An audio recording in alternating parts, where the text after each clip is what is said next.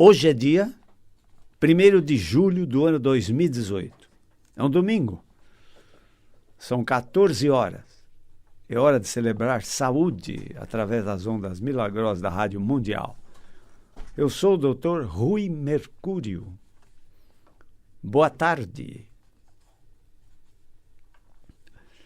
Nós cuidamos dos nossos pacientes como médico, dos pacientes crônicos, de dores do sistema músculo-esquelético.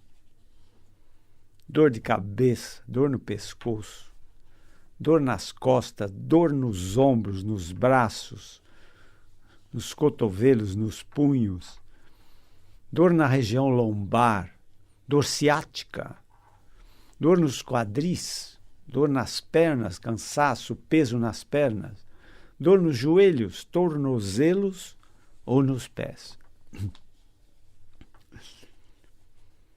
E, como já disse, em geral, são pacientes crônicos. Eles são poliqueixosos, né? E eles já passaram por muitos serviços médicos em busca de alívio dos seus males, que se arrastam, às vezes, durante meses, anos ou décadas.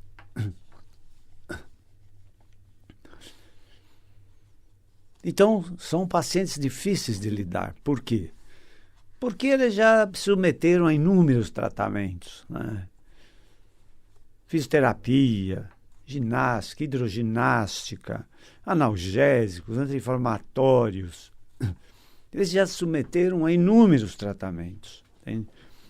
E eles são, né, decepcionados, às vezes, com ciência médica. Alguns já entram no consultório e dizem assim, já sei que meu mal não tem cura, mas eu vim aqui ver o que você pode fazer por mim para amenizar o meu quadro clínico e tal.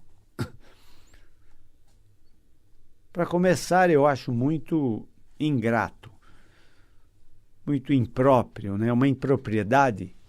O médico já recebeu um paciente falar que ele tem uma doença incurável, né?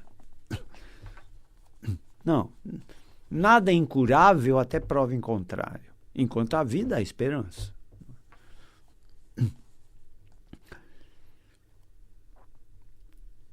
E a busca é sempre por alívio, nem sempre a busca é por cura de um processo, né? A busca é por um alívio, né? A dor dos transtornos musculoesqueléticos, ela tem características próprias, né? Às vezes elas mudam de lugar, a intensidade delas varia. Muitas dores do sistema musculoesquelético mudam com o tempo, né? Mais frio, mais quente. Na verdade, não é propriamente, às vezes, a temperatura que causa dores nas articulações e tudo mais. Na verdade, é que nós vivemos num estado elétrico do ar com cargas positivas e negativas, né? Então, a influência desses fatores de carga positiva ou mais negativa no ar tem uma influência muito grande, né? Porque, acima de tudo, nós somos energia, né? E se há fontes de energia à nossa volta, nós somos influenciados por essas energias. Haja visto que, para a medicina ocidental, você é corpo físico e pensamento. Para a medicina oriental, você é corpo físico, pensamento e energia. Daí que nasceu a terapia por acupuntura, por exemplo. Entenderam? Então, vejam vocês, essa sua saúde pode ser física, mental ou energética, segundo a medicina oriental. Entenderam? Então, você pode ter uma doença física, uma doença ou um transtorno mental e uma doença na sua energia, né? Quando você olha uma pessoa, você imagina os seus limites que estão sendo dados pela silhueta do seu corpo, pelo seu revestimento da pele, cutâneo. Mas não, nós temos halos de energia em volta de nós. Só o fato de termos uma temperatura de 37 graus aproximadamente, 36,5, 37, e estando num ambiente de 25 graus ou 40 graus, nós estamos trocando energia com o meio ambiente, entenderam? Nós não só somos emissores de energia, como somos receptores de energia, entenderam? Então, as energias na qual nós estamos imersos, nós vivemos num mar de energias, né? Essas energias que nós estamos imersos, elas fazem o nosso bioequilíbrio, ou seja, nós somos seres biológicos submetidos às cargas energéticas que nos envolvem, né? Nós temos ondas eletromagnéticas. Haja visto que também somos bombardeados hoje, morando numa cidade como São Paulo, somos bombardeados por inúmeras energias das próprias emissoras, da televisão, do rádio, dos telefones celulares, enfim. O ar, né? O ar é um imenso transmissor de energia, né? Por isso que nós conseguimos falar nos aparelhos sem fio elétrico, né? Entende? Porque essas energias se propagam no ar de uma forma, às vezes, quase instantânea, né? Eu estou aqui no Brasil, daqui a pouco eu faço uma ligação para o Japão, que é no outro extremo do globo terrestre, né? Entenderam? E sem fio, entende? Então, é uma coisa incrível, né? E a medicina teve que atender a essas possibilidades. Daí nasceu uma medicina chamada vibracional, que é a medicina das energias, né? Termoterapia pelo calor, fototerapia pela luz, hidroterapia pela água, eletroterapia pelas ondas eletromagnéticas, radioterapia. Eu mesmo, na minha clínica, uso ultrassom, ondas curtas, né? Para tratamento de tumores se usa radioterapia, que é uma medicina vibracional, uma medicina de energia. E quando eu falo energia, vejam vocês, energia pode ser tudo, né? Energia pode ser elétrica, calorífica, luminosa, entende? Depende tudo da vibração, né? Da frequência no qual essa energia está. Daí ela recebe o nome, né? Sonora, por exemplo, né? Tem uma escala de vibração que faz energia sonora. Nessa escala nós temos uma parte inferior chamada infrassom e uma parte superior da escala que se chama ultrassom, né? E usamos essa energia de ultrassom, por exemplo, até para ver a evolução da formação de um bebê, né? Dentro do útero materno ainda, entenderam? E tiramos imagens disso e fazemos diagnóstico de doença ou não antes do bebê nascer, entende? Então, nós estamos mergulhados num mar de energia. E é interessante também, né, que nós ouvimos sempre expressões como: ah, ele tem uma energia muito ruim, nossa, ele suga energia, sabe? Ou então, nossa, ele tem uma aura incrível, né, de energia, ele é muito carismático, né? O que é o carisma? O carisma nada mais é do que uma emissão positiva de energia sobre os outros, né? Entende? Quando você diz uma pessoa é muito carismática, entendeu? Ela emite uma energia altamente positiva, gostosa, entende? Que se recebe com muito prazer, por exemplo, entende? Por outro lado, existem pessoas negativistas, né? Então, não podemos negar isso. Isso é do dia a dia nosso, está presente em nossa vida, entenderam? Mas nós aqui sempre recebemos questionamentos, perguntas, dúvidas de nossos ouvintes, pacientes, ou dos eternos buscadores de respostas, do qual me incluo um deles, né, que sempre estou em busca de respostas, né?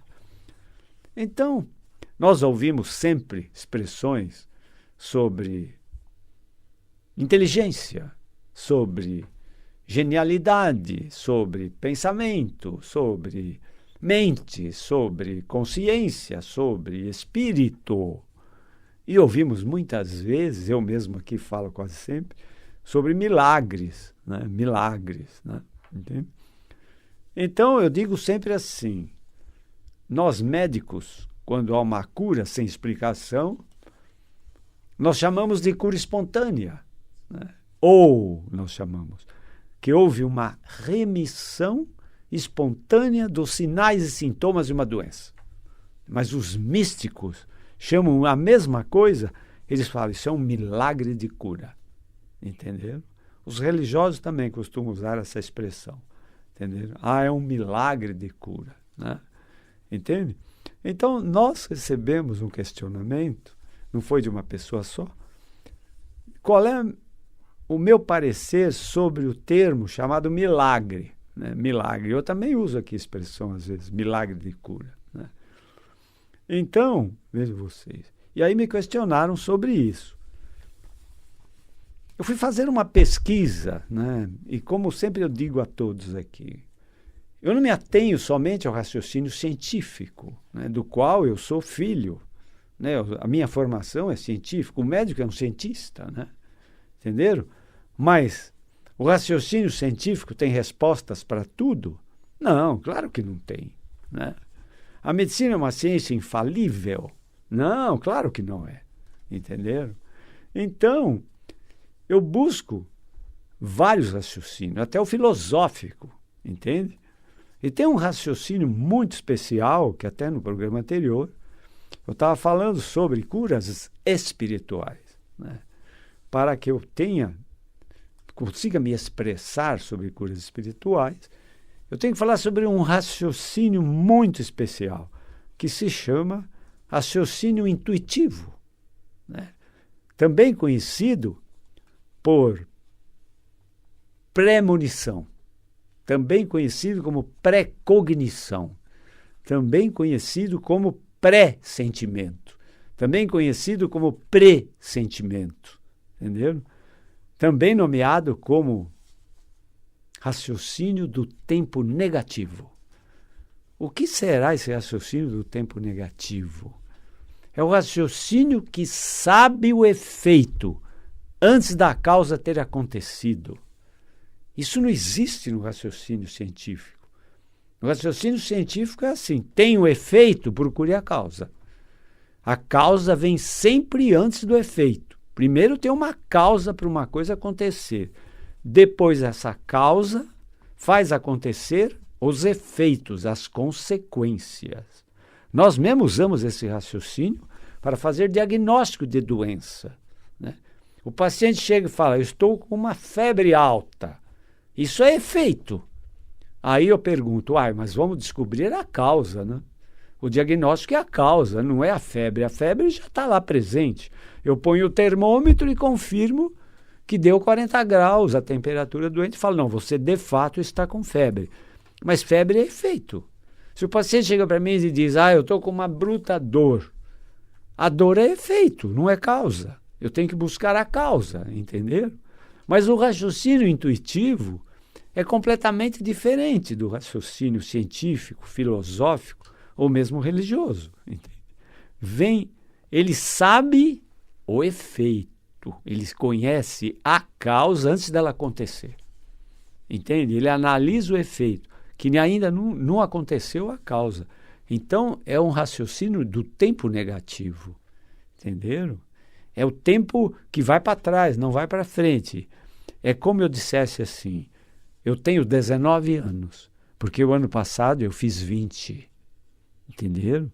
Então, em vez de o tempo linear que nós estamos acostumados a aumentar a cada ano, não existe o tempo negativo. O próprio Albert Einstein, que é o exemplo da genialidade, ele era um grande matemático, ele era um astrônomo, ele era cosmólogo, ele era físico, entende? Ele era um cientista por excelência, entende? Ele dizia, até o tempo é relativo, porque ele que emitiu a teoria da relatividade, em dizendo que tudo é relativo. Ele dizia, até o tempo é relativo, ou seja, então ele quis dizer, o tempo pode ser positivo, ou o tempo pode ser negativo, entende? Olha que raciocínio incrível chegava às vezes Einstein. A menor distância entre dois pontos é uma curva, não é uma reta. Entendeu? E na física de Newton, não. A menor distância entre dois pontos é uma reta. Entende? Então, nós estamos assistindo a uma explosão de novos conceitos, né? A física quântica, então, é uma coisa inacreditável, né? A lógica da física quântica é completamente ilógica ao raciocínio científico habitual, tradicional, ortodoxo, entende? E o que tudo isso tem a ver com cura de doenças e de doentes, né? Entenderam? Como eu estou dizendo, ao médico só interessa o diagnóstico. Não adianta o paciente chegar e... eu tomo analgésico, relaxante ou anti-inflamatório para a dor, melhora um pouco, depois passa. É claro, você está tratando o efeito, não está tratando da causa. Entende? Além disso, você está correndo o risco de se intoxicar com doses absurdas de analgésico, anti-inflamatório e relaxantes musculares. Né? Enfim, tudo tem a ver com energia. Nós somos seres energéticos. Nós temos uma aura, né? O corpo áurico, que são eflúvios energéticos que nós emitimos ou recebemos. Nós temos chácaras, que são zonas de recepção de energia. Entende? Enfim, então é possível o raciocínio de que se você está doente, houve uma alteração no seu padrão energético considerado padrão saudável. Então a medicina vibracional, que é a medicina das energias, tenta restituir ao doente o seu padrão energético de saúde, dizendo que ele está doente porque houve uma alteração da sua energia. Existem seres chamados videntes. Isso é uma propriedade do sétimo sentido, que nós vamos falar sobre ele também. Tá? Porque o raciocínio intuitivo tem o nome de sexto sentido, entenderam?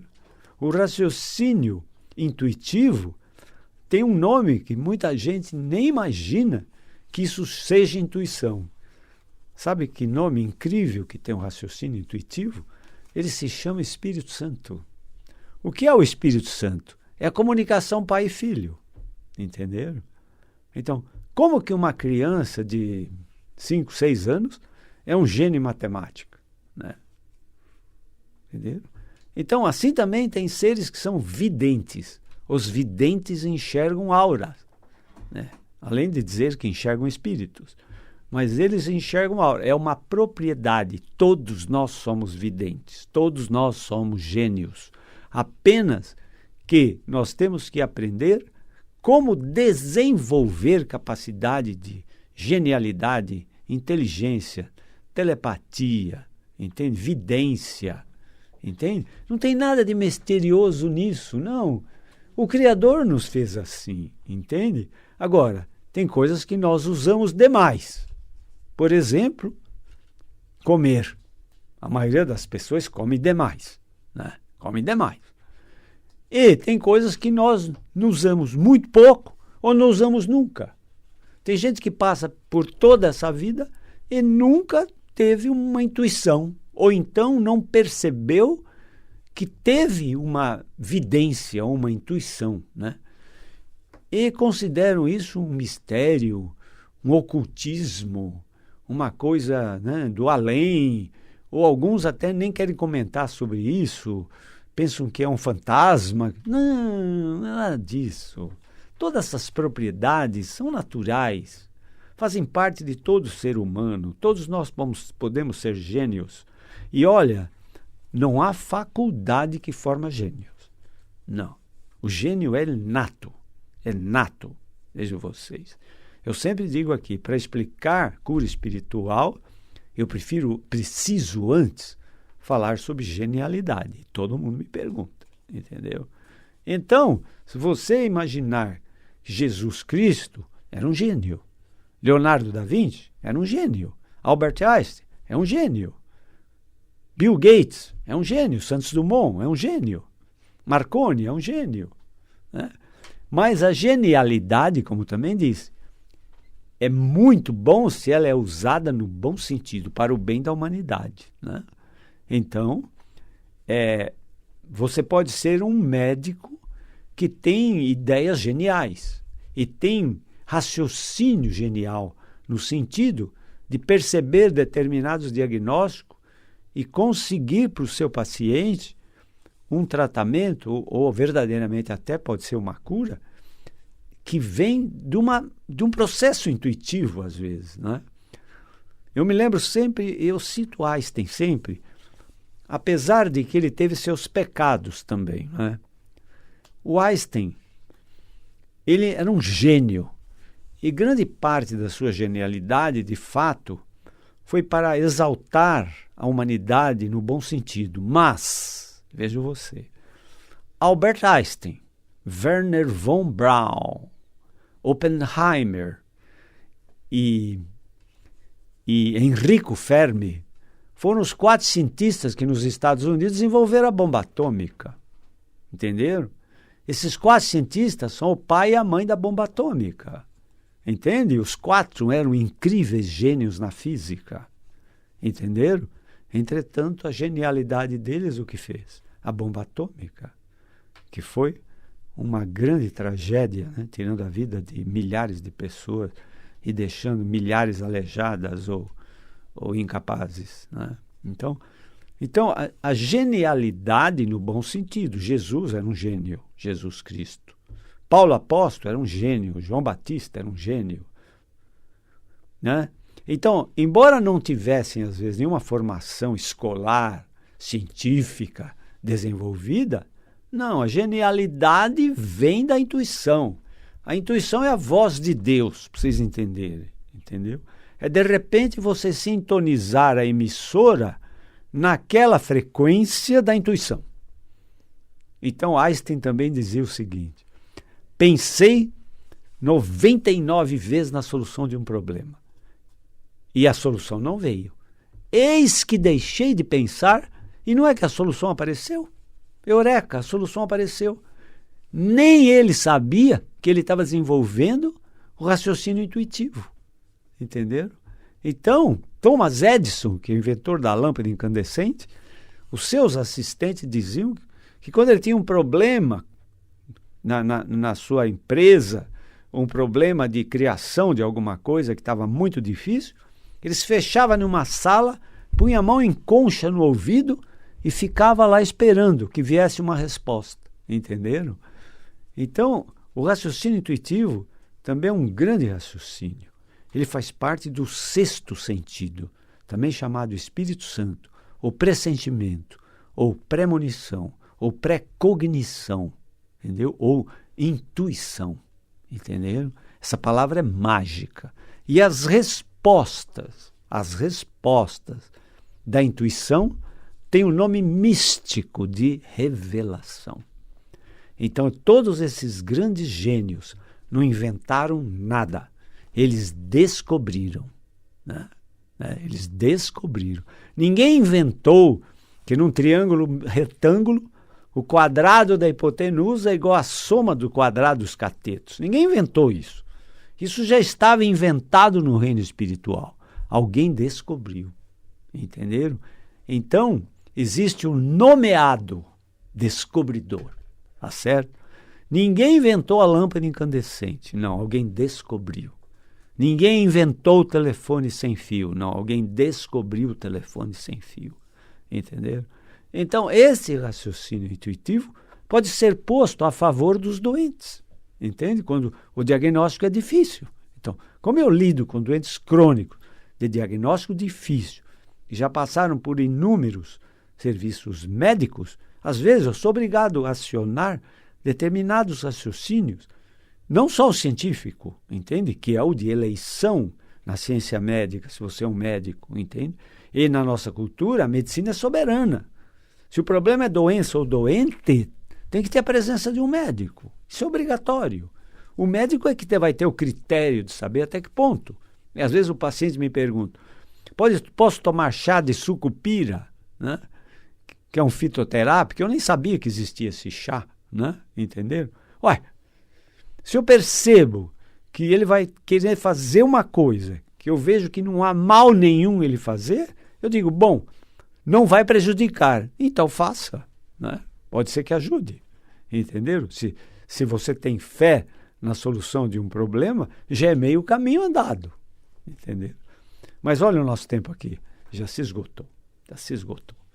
Então, eu vou falar na próxima, prometo, sobre milagre, que tem a ver com cura espiritual, entendeu? Eu consultei muitos autores, sabe? Religiosos, cientistas, pensadores, filósofos, e fiz uma compilação sobre várias definições do que é um milagre. Mas eu prometo, na próxima vez, desenvolver para vocês esse trabalho muito bonito, muito interessante, né? O que é um milagre. De uma forma ou de outra, eu estou falando hoje em causa e efeito. E posso adiantar a vocês que todo milagre é um efeito. O milagre não tem tanta importância. Importante é a fonte do milagre. Mas, enfim, obrigado por toda essa atenção. Se quiserem conhecer o meu trabalho como médico, eu tenho uma clínica médica na Avenida Pacaembu, 1024, 1024. O telefone dela é 11 3661 4243. Tá? Se quiserem ver minhas palestras, elas estão no YouTube. É só acessar Rui com Y Mercúrio. Elas estão lá, ok? Tenham todos muito boa tarde. Muito obrigado. Tenham todos muita saúde. Sejam todos muito felizes. Até a próxima. Muito obrigado.